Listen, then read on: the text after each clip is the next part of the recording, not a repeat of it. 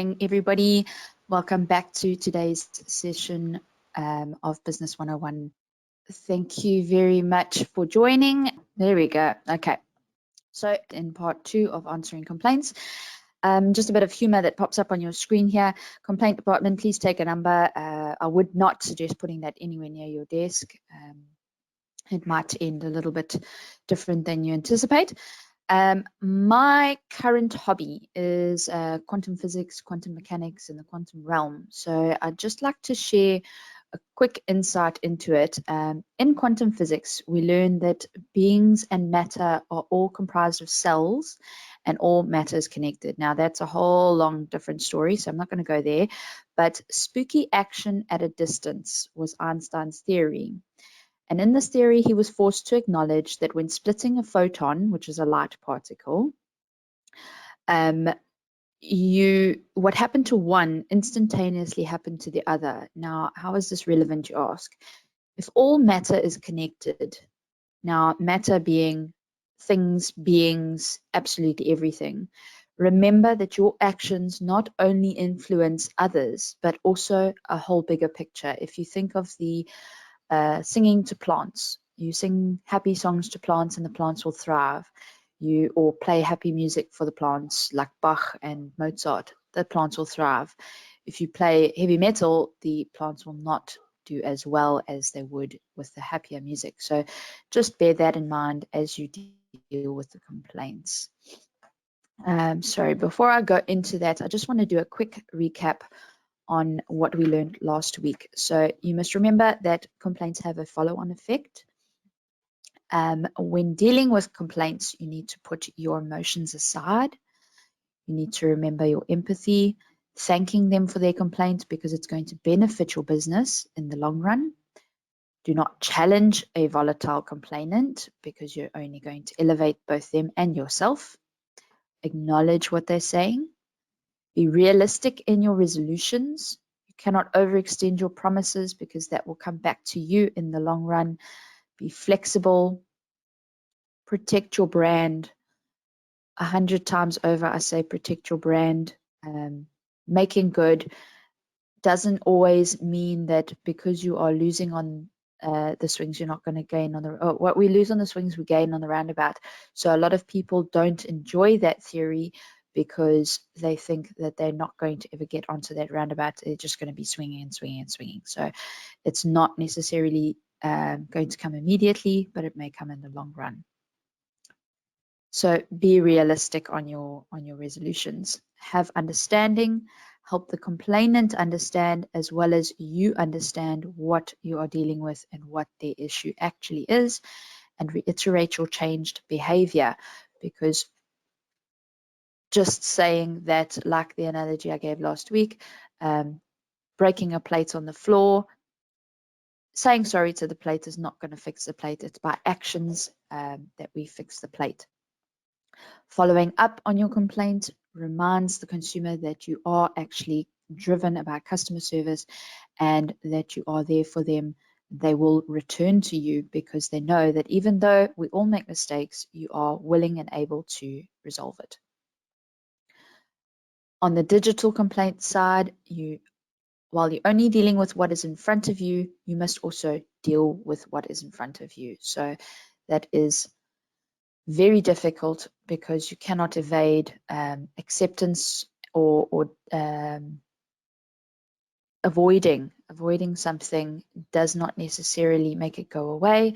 It makes it worse, and it gives you admission of it. So if you ignore a certain part of a complaint, you are admitting to it. So just remember that you cannot just skip to what you like and what you don't like.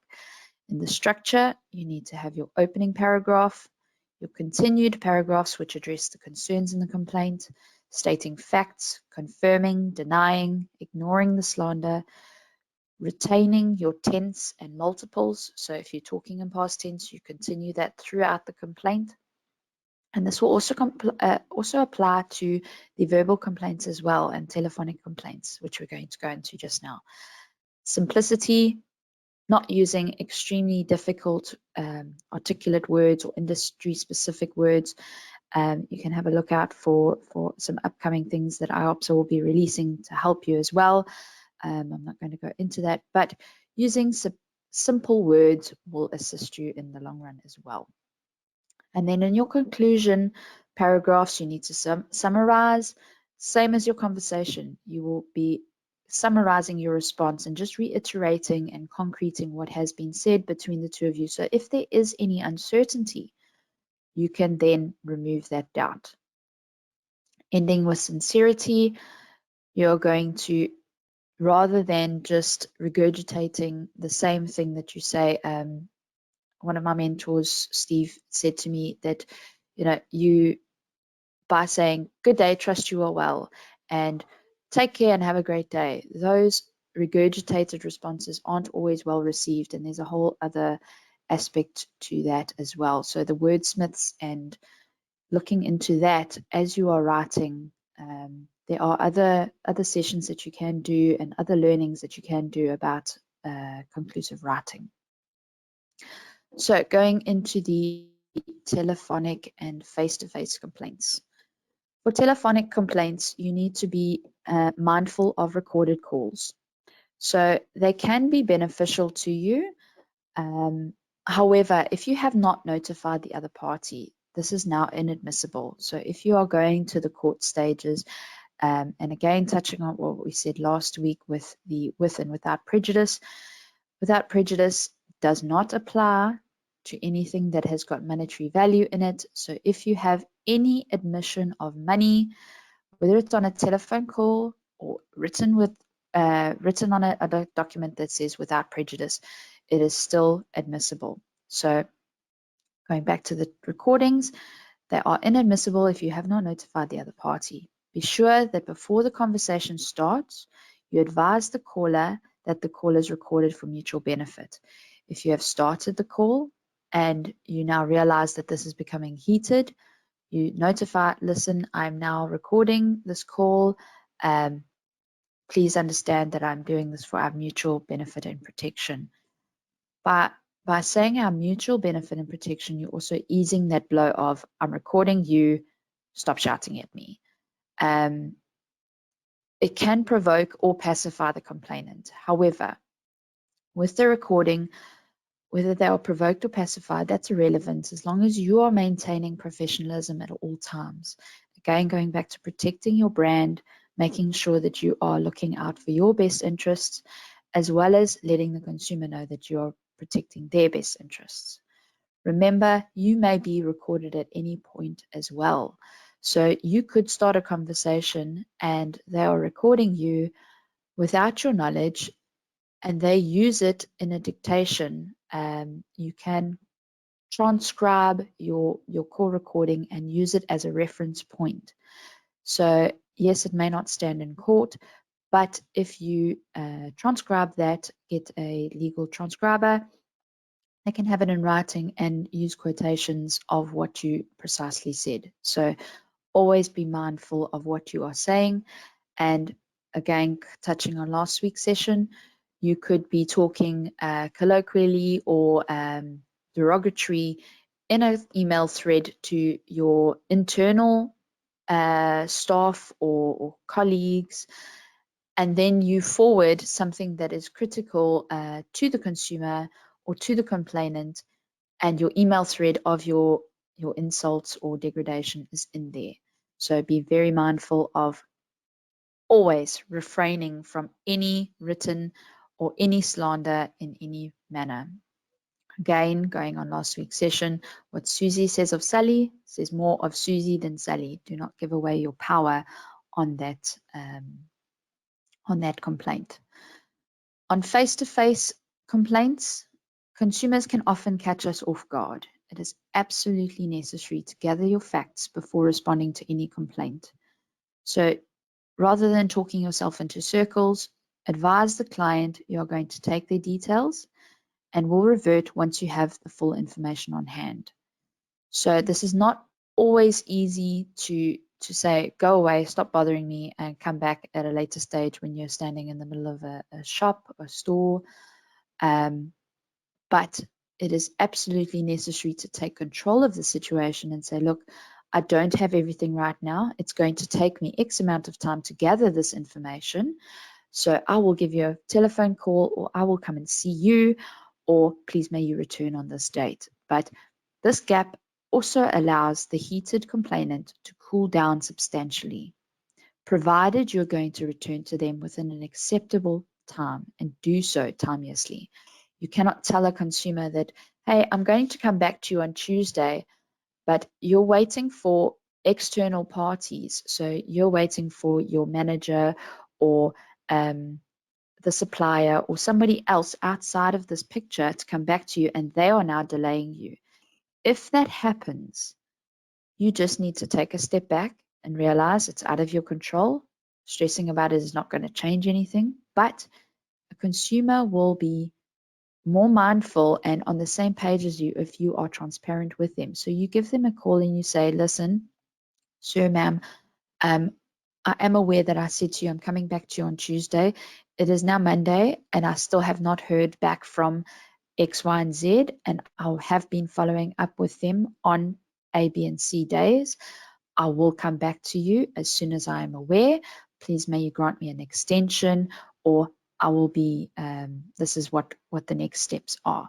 But if you are just going to wait for Tuesday and Tuesday comes, the complainant's expecting their entire life to be solved, and you come back to them with, yeah, this person hasn't come back to me. You are unprofessional. You've now exacerbated the situation and the snowball continues. So all of that hard work you've been doing to keep this consumer calm and collected is now starting to unravel. Going on to recording onto paper. Your consumer is going to be standing in front of you or is going to be on the telephone.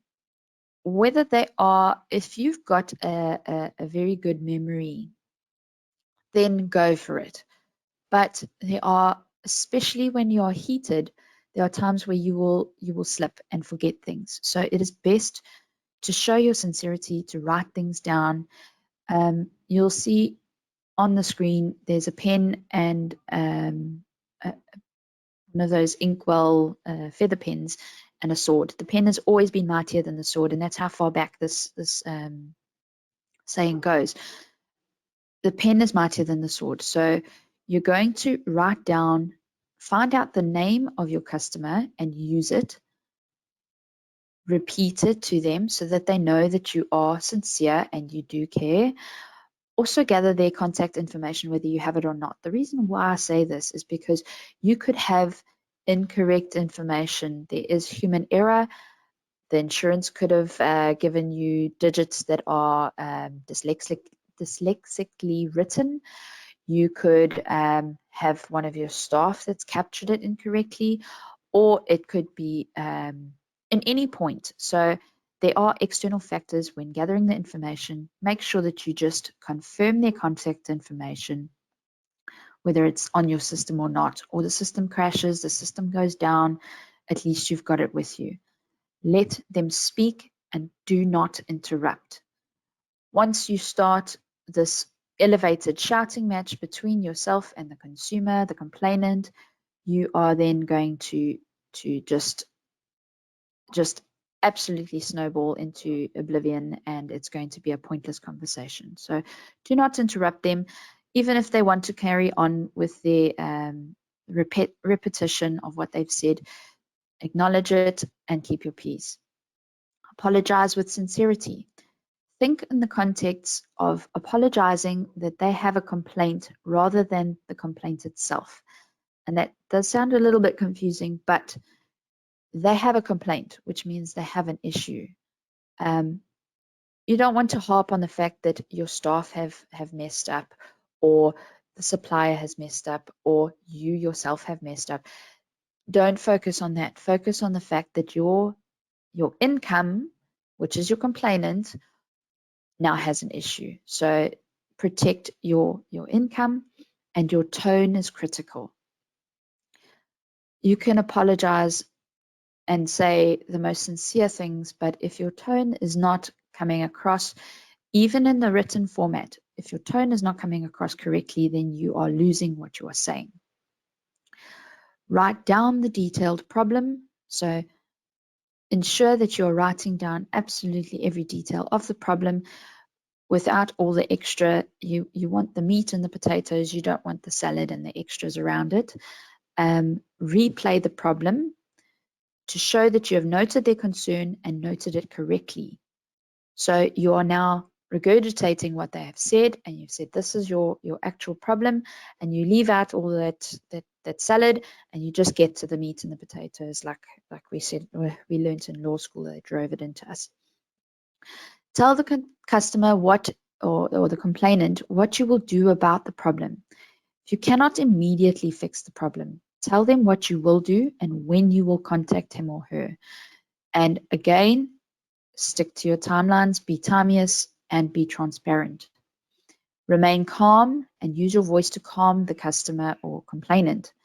If they are continually shouting, keep your peace. Keeping your peace will pacify the situation and pacify them. The calm voice and just reassurance does have a psychological effect on them. Give the customer your name and direct telephone number to follow up. They may well have it already, but just reiterate it with them so that they know that you are absolutely dedicated to them and you want to ensure that they can contact you directly. Yes, it can be a bit of a thing. For 6 months, I had a person continuously contacting me in my personal capacity, but eventually it does stop. So you've got other options, like you can block them on WhatsApp or other medias that they are contacting you on, and say, please refrain from contacting me in my in these hours. I am happy to address your complaint or assist you, but please, can we keep it to business hours? So just be clear and accept what you will and deny what you will not. Apologize once more.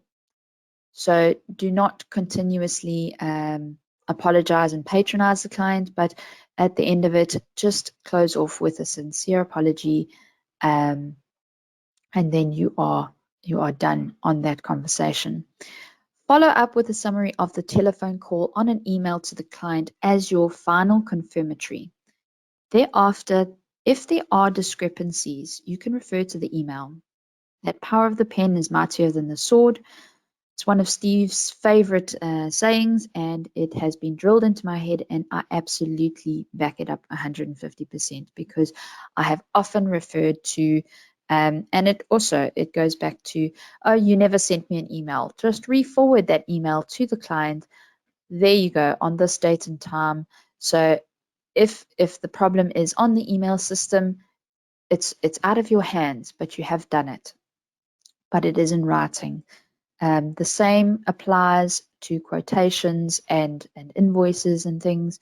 You give a verbal quotation to a consumer, and they say, oh, but you never gave me that. But if you have followed it up with your written quotation on SMS, WhatsApp, email, whatever the case is, you've got it in writing, and it's up to them to challenge that immediately or soon thereafter, but you can refer back to that written correspondence. So once you have a resolution for the client, reduce this to writing as well and file with the full details of the incident and the action plan going forward. Then, as I said in the last session, revert to training, upskilling, and dispute resolution, update your dispute resolution policies and procedures so that it helps your business going forward.